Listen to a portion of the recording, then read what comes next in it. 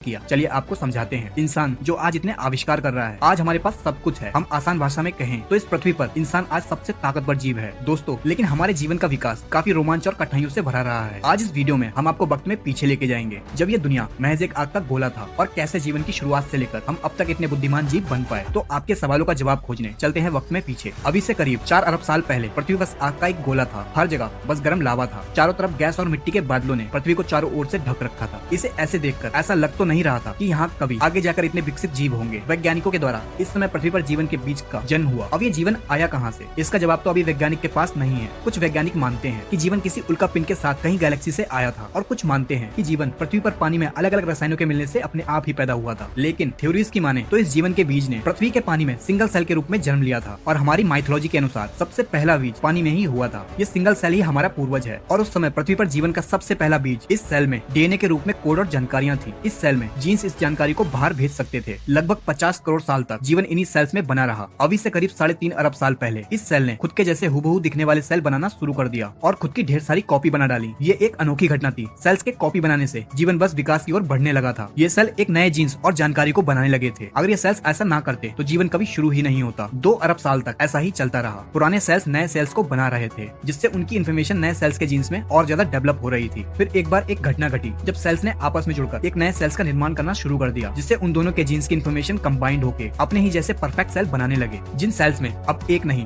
2 तरह के जीन्स की इन्फॉर्मेशन थी। इसके बाद ऐसा ही होता रहा। इन सेल्स में म्यूटेशंस होने लगे, जिससे मल्टी सेलुलर ऑर्गन्स पनपने लगा। जीवन धीरे धीरे डेवलप होता गया। जीन्स इन्फॉर्मेशन ट्रांसफर से ये और भी ज्यादा विकसित होते गए, जिस वजह से पानी में नए प्रकार के जंतु बन गए, जिनमें से एक प्रजाति के जीव हमारे पूर्वज थे। पानी में बस 3 इंच लंबे वाटर वॉर्म, जो कि अभी पूरी तरह से अंधे हैं और इन्हें प्रकाश को देखने की जरूरत अभी तक नहीं लगी, जिस वजह से प्रकृति ने इन्हें देखने के लिए आंखें नहीं दी। लेकिन अब समय आ चुका था। अपने आप को खतरे से बचाने के लिए इन्हें आंखों को विकसित करना है। ऐसा करने में इन्हें 2 करोड़ साल का समय लगा, जिससे ऐसे सेल्स बन पाए जिससे ये प्रकाश को देख पाए। अब ये पहली बार ये रंगीन दुनिया को देख पा रहे थे, क्योंकि अब हमारे पूर्वजों की आंखें बन चुकी थी। अब इन्हें जरूरत थी ये जो भी देख रहे हैं इस इन्फॉर्मेशन को स्टोर करने के लिए एक दिमाग, जो इनके ठीक आंखों के पीछे एक छोटा सा दिमाग विकसित होता गया। अब हमारे पूर्वज एवोल्यूशन के जरिए वॉर्म न रहकर एक मछली के आकार में आ गए। हमारा दिमाग अब छोटे छोटे डिसीजन और इन्फॉर्मेशन को प्रोसेस करने लगा। लेकिन जैसा हमने बताया, सेल्स के म्यूटेशन की वजह से कई तरह की प्रजातियां विकसित हो गई थी, जिनमें से कुछ खतरनाक भी थी। ऐसे ही खतरनाक प्रजातियां अब शिकार करने लगी थी। अब हमें जिंदा रहने के लिए इन खतरनाक जीवों से बचना होगा। हमने विकसित होकर अपनी चमड़ी को बहुत कठोर कर लिया, जिससे हम सर्वाइव कर सके। लेकिन शिकारी भी विकसित हो रहे थे। उनसे बचने के लिए हमने उथले पानी में रहना शुरू कर दिया। लेकिन उथले पानी में ऑक्सीजन की मात्रा कम थी। हमने अपने आप को बचाने के लिए अभी से करीब 375 मिलियन साल पहले हमने कुछ ऐसा किया जो कि किसी भी जीव ने नहीं किया था। हमने ऑक्सीजन की कमी के चलते अपना मुंह पानी से बाहर निकाला। अब जो हवा ले रहे थे, हमारे शरीर में एक नए ऑर्गन यानी फेफड़ों का विकास हुआ। अब हम पानी और जमीन दोनों पर ही रहने लगे थे। अब हम हवा और पानी दोनों में ही सांस ले सकते थे। अभी से 365 मिलियन साल पहले हमने जमीन पर एक नई दुनिया देखी। ये वो अनोखा समय था जब हमने पानी को छोड़कर जमीन को चुना था। यहाँ हमारे लिए खाना भी था और पर्याप्त ऑक्सीजन भी। लेकिन यहाँ पर सूर्य की रोशनी बहुत तेज थी, जिस वजह से हमारी चमड़ी और मोटी होती गई। अब हमने जमीन पर जीना सीख लिया था। हमारे पूर्वज अपने वंश को आगे चलाने के लिए अंडे देते थे, जिससे नई पीढ़ी जन्म लेती थी, और इस नई दुनिया की इन्फॉर्मेशन को स्टोर करने के लिए दिमाग और ज्यादा विकसित हो रहा था। लेकिन इस जमीन पर हम अकेले नहीं थे। यहाँ भी बहुत से जीव मौजूद थे, जिनसे हमें अपने भोजन के लिए लड़ाई करनी पड़ी। इस लड़ाई को जीतने के लिए हमारे शरीर में जेनेटिक म्यूटेशन के चलते बदलाव हुए, जिससे हमारा मुंह और बॉडी काफी ताकतवर हो गई और हम उनका भी शिकार करने लगे। लेकिन सब कुछ एक जैसा नहीं चलता। प्रकृति को कुछ और ही मंजूर था। 250 मिलियन साल पहले साइबेरिया में पिघला हुआ लावा पृथ्वी की गर्भ से बाहर निकलने लगा। इस मैग्मा की वजह से हानिकारक कार्बन डाइऑक्साइड ने सूरज की हीट को पृथ्वी के एटमॉस्फेयर में बांधना शुरू कर दिया, जिस वजह से गर्मी बहुत ज्यादा बढ़ गई। पृथ्वी के ऐसे माहौल में पेड़ पौधे खत्म होने लगे, जिससे बहुत सी प्रजातियां खत्म होने लगी, और देखते ही देखते पृथ्वी की 95% प्रजाति खत्म हो गई। बची हुई 5% प्रजाति में हमारे पूर्वज भी थे, और कुछ प्रजातियां भी जो कि आगे चल के डायनासोर्स बनने वाले थे। धीरे धीरे पृथ्वी पर सब कुछ ठीक हुआ। अब हम एक बिल्ली की तरह दिखते थे। अब हम अपने शरीर को घसीट कर नहीं चलते, बल्कि अपने पैरों से ही आगे बढ़ते हैं। हमने प्रकृति की बहुत सी मार खाई है, तब जाकर हम इतने विकसित हो पाए। लेकिन हम अकेले नहीं हैं, कोई और भी है जिसका विकास ऐसे हुआ है कि उसकी अब इस धरती पर हुकूमत चलती है। ये है डायनासोर। अब इनका ही जमाना है। अब अगर हमें इस धरती पर जिंदा रहना है तो हमें इनसे बचना होगा। डायनासोर्स का विकास हमारे मुकाबले बहुत ही तेजी से हुआ, जिस वजह से ये बहुत ही बड़े और खूंखार हैं। इनसे बचने के लिए हमें कुछ ऐसा करना था जिससे हम इनके शिकार ना बन पाए, जिस वजह से हमारा साइज और ज्यादा छोटा होता गया। हम एक छछूंदर की तरह दिखने लगे। अब हम जमीन के अंदर बिल बनाकर रहने लगे। हमारे शरीर पर घने बाल थे, तो जब भी हमें सर्दी लगती तो हमारे बाल खड़े हो जाते, जिससे हवा हमारे बाल में ही कैद हो जाती, जो इंसुलेशन का काम करती थी और हमें ठंड से बचाती थी। आपने ये देखा होगा कि ठंड लगने पर हमारे रोंगटे आज भी खड़े हो जाते हैं, हालांकि अब हमें जरूरत नहीं पड़ती। इसी वजह से आज हमारी बॉडी में बाल कम होते जा रहे हैं। खैर, उस टाइम पे हमें काफी चौकन्ना रहना पड़ता था। उनके देखने से पहले हमें रिएक्ट करने की जरूरत थी, जिस वजह से हमारी इंद्रियां और ज्यादा तेज होती गई। हमारे देखने, सुनने, सूंघने और महसूस करने की क्षमता बहुत ज्यादा बढ़ गई थी। हमारा दिमाग भी और ज्यादा बढ़ रहा था, क्योंकि हमें जल्दी फैसले लेने की जरूरत थी। दोस्तों, हम इंसानों के लिए अगर बीते समय में कुछ भी अच्छा हुआ है तो वो है डायनासोर। उन्हीं की वजह से आज हमारे पास एक तेज दिमाग और पावरफुल सेंसेस हैं। इससे पहले हमारे पूर्वज अंडे दिया करते थे, लेकिन समय के चलते इन्होंने एक जिंदा बच्चे को जन्म देना शुरू कर दिया। अब बच्चों का विकास शरीर के बाहर नहीं बल्कि शरीर के अंदर कोख में होने लगा, और इन बच्चों को भोजन देने के लिए हमारे फीड ग्लैंड विकसित होकर मेमोरी ग्लैंड में बदल गयी, जिससे हम इस काबिल हो गए कि हम अपने बच्चों को दूध पिलाकर उन्हें पाल सकें, जिस वजह से हम सर्वाइव कर पाए। ये सिंगल सेल से इंसान बनने के सफर में हमारे लिए बहुत बड़ी उपलब्धि थी। इस छोटे से जीव से लगभग 4000 प्रजातियां विकसित हुई, एक छोटे से चूहे से लेकर एक बड़ी वेल तक और हम इंसानों तक। यहाँ से मैमल्स का जमाना शुरू हुआ, लेकिन अभी भी पृथ्वी पर डायनासोर्स का ही राज था। फिर एक घटना हुई। अभी से 65 मिलियन साल पहले पृथ्वी पर एक माउंट एवरेस्ट के साइज की चट्टान गैलेक्सी से आई और मैक्सिको की खाड़ी में जा टकराई। उस एस्टेरॉइड्स के टकराने से पृथ्वी पर एक महाविनाश हुआ। धूल के बादलों ने पृथ्वी को पूरी तरह से घेर लिया और जगह जगह पर ज्वालामुखी फटने लगे और बहुत ही खतरनाक भूकंप आने लगे। तापमान बढ़ने की वजह से डायनासोर जल के राख हो गए। ये समय इतना भयानक था कि हमारे पास एक ही चारा था, धरती में बिल बनाएं और खुद को बचाएं। सौभाग्य से हम इन सब में पहले ही माहिर थे और हमने ऐसा ही किया। पृथ्वी पर सारी बड़ी प्रजातियां खत्म हो चुकी थी, बस अब छोटे छोटे जीव ही बचे थे, जिसमें से हम एक थे। लेकिन नेचर का एक नियम है, न्यू क्रिएशन, और कोई भी न्यू क्रिएशन से पहले पुराने निर्माण को खत्म होना होता है। इस महाप्रलय ने हमें इवॉल्व होने का मौका दिया। इस प्रलय में छोटे छोटे कीड़े जैसे कॉकरोच आदि सर्वाइव कर गए। अब हम जिंदा रहने के लिए केवल यही खाते थे। इन्हें ही खाके हमारे पूर्वज ने खुद को आगे बढ़ाया और अपने आप को जिंदा रखा। आज हम धरती पर हैं तो इसमें बहुत बड़ा हाथ इन कॉकरोचों का है, जिनको खाकर हमारे पूर्वज जिंदा रहे। उस समय हमारा साइज 6 इंच का था। धीरे धीरे पृथ्वी की परिस्थितियां फिर से बदलने लगी। महाप्रलय को अब 5 साल बीत चुके थे। पूरी पृथ्वी काफी हरी भरी हो चुकी थी। पेड़ और फल लगने लगे, जिसमें बहुत से न्यूट्रिशन थे। बहुत ही बेसिक बात है, हम जितना भी न्यूट्रिशन लेंगे हम उतना ही लंबा जिएंगे। लेकिन परेशानी ये थी कि फल पेड़ पर थे, तो हमने खुद को इस तरह से विकसित किया कि हम पेड़ों पर बंदरों की तरह चढ़कर उसी पर रहने लगे। अभी से 56 मिलियन साल पहले हम इस पेड़ों की दुनिया के आदी हो चुके थे। अब हमें जमीन से कोई भी लेना देना नहीं था। लेकिन आपको तो पता ही होगा, हमारी दुनिया इतनी आसान कहाँ। आने वाले 10 सालों तक पृथ्वी का टेम्परेचर बदलने लगा, जंगल सूखते गए और छोटे होते गए, जिस वजह से खाने की कमी होने लगी। ऐसे में हमने फिर से सर्वाइव करने के लिए जेनेटिक म्यूटेशंस के जरिए हमारी पूंछ गायब होती गई, हमारे हाथ और पैर और ज्यादा लंबे होते गए, जिससे हम हमेशा पेड़ों की डालियों से चिपके रहते थे। हम पृथ्वी के माहौल के हिसाब से ढलते गए। लेकिन पृथ्वी का बदलाव यही नहीं रुका। अफ्रीका और अरेबियन टेक्टोनिक प्लेट्स खिंचने लगी, जिससे ईस्ट अफ्रीकन रिफ्ट वैली का निर्माण हुआ और इसके किनारे पर 3500 किलोमीटर लंबी पर्वत मालाएं बनी। कभी इंडियन ओशन से लाके बादल पानी बरसाते थे, लेकिन उन बादलों को ये पहाड़ रोक रहे थे, जिस वजह से अफ्रीका के उस इलाके में सूखा पड़ने लगा। सारे संसाधन खत्म होने लगे। लेकिन हमारे पूर्वज अफ्रीका के उसी हिस्से में फंसे थे। अब हमने खुद को बचाने के लिए हमने भूख के चलते पेड़ को छोड़ने का फैसला लिया। अभी से लगभग 4.4 मिलियन साल पहले हम पेड़ों से उतरकर नीचे जमीन पर भोजन की तलाश में निकले। अभी हम 4 फीट लंबे थे और हमारा दिमाग एक संतरे के जितना था। अब जो भी पेड़ मौजूद थे वो काफी दूर दूर थे, जिस वजह से हमने ऐसा किया। अब हम धीरे धीरे 2 पैरों पर चलना सीख गए, जिस वजह से हमारे हाथ आजाद थे, जिससे हम नीचे खड़े होकर पेड़ से फल तोड़ लेते थे, जिस वजह से हमारी ऊर्जा इस्तेमाल नहीं हो रही थी। आने वाले 1.2 मिलियन सालों तक हमारा क्रमिक विकास होता रहा और हमारा शरीर इस तरह से विकसित हुआ कि हम 2 पैरों पर और तेज भागने लगे और हम आसानी से खाना पानी खोजने लगे। लेकिन 2 पैरों पर चलने की वजह से बच्चे पैदा करने में कठिनाई आने लगी, जिससे पूरी तरह से विकसित बच्चे को जन्म देना आसान नहीं था। फिर सेल्स म्यूटेशंस के चलते हमने ऐसे बच्चे को जन्म देना शुरू किया जो समय से पहले ही पैदा हो जाते थे। माँ की कोख में बच्चे का जो भी जरूरी विकास होना होता और बचा हुआ विकास जन्म के बाद होता। आपने देखा ही होगा, हम इंसान एक ऐसी प्रजाति हैं जिनके बच्चे जन्म लेने के बाद भी कमजोर होते हैं, जिनको अपने पैरों पे चलने में महीनों लग जाते हैं और माँ को अपने बच्चों को सालों तक दूध पिलाकर पालना पड़ता है। लेकिन आप देखेंगे तो जानवरों में ऐसा नहीं होता, उनका बच्चा जन्म लेते ही चलने लगता है। अभी से 3.2 मिलियन साल पहले हम अपने 2 पैरों पे ही चलते थे, लेकिन हमें जंगली जानवरों से बहुत ज्यादा खतरा था और हम जंगली जानवरों से तेज भी नहीं भाग सकते थे। लेकिन हम अपनी बुद्धि के दम पर उनसे बच तो सकते ही थे। हम लगातार बुद्धि का इस्तेमाल करके लगातार बचते रहे और समय के साथ हमारा दिमाग और ज्यादा बड़ा होता गया। अभी से 2.3 मिलियन साल पहले हमारा दिमाग पहले से 2 गुना हो गया था और पहले हम होमो हैबिलिस थे, जिन्हें हैंडीमैन भी कहा जाता था, क्योंकि इन्होंने ही सबसे पहले पत्थर के हथियार बनाए थे, जिनका उपयोग हम अपने शिकार करने के लिए करते थे। ऐसा हमने अपनी दिमागी क्षमता से ही किया था। ये तो बस एक शुरुआत थी, अभी तो हमारे द्वारा बहुत कुछ बनाया जाना बाकी था। समय के साथ इन पत्थर के हथियारों को इस्तेमाल करते गए, उतना ही पत्थर को पकड़ने के लिए हमारा अंगूठा विकसित होता गया, जिससे हमारी पकड़ मजबूत हो जाए। और आज भी जीवन में अंगूठे का बहुत उपयोग है। अब बिना अंगूठे के कोई भी काम नहीं कर सकते, मानो हम अधूरे ही हैं। क्रमिक विकास चलता रहा और आज से 1.8 मिलियन साल पहले हम होमो इरेक्टर बने। अब हम हंटर बन चुके थे। हम खुद ही शिकार करते थे। हम साथ मिलकर शिकार करते हैं और साथ मिलकर ही खाते हैं। फिर एक दिन आसमान में बिजली की वजह से जंगल में आग लगी, जिसमें कई जीव मारे गए। लेकिन ये आग हमें ठंड से बचा रही थी और जो जीव आग में जल के मरे थे, हमने पहली बार पका हुआ मांस खाया, जो कि हमें बड़ा ही अच्छा लगा, जो कि पचाने में भी आसान था और चबाने में भी। हमने आग को जलाना सीखा। ये खोज हमारी दुनिया को बदलने वाली थी, क्योंकि प्रकृति की शक्ति अब हमारे पास थी। आग हमें दूसरे जानवरों से सुरक्षित रखती थी और हमें ठंड से भी बचाती थी। और सबसे खास, हम पका हुआ मांस खाने लगे, जिससे हमें ना तो पचाने में ऊर्जा लगानी पड़ती और ना ही चबाने में। ये सारी शरीर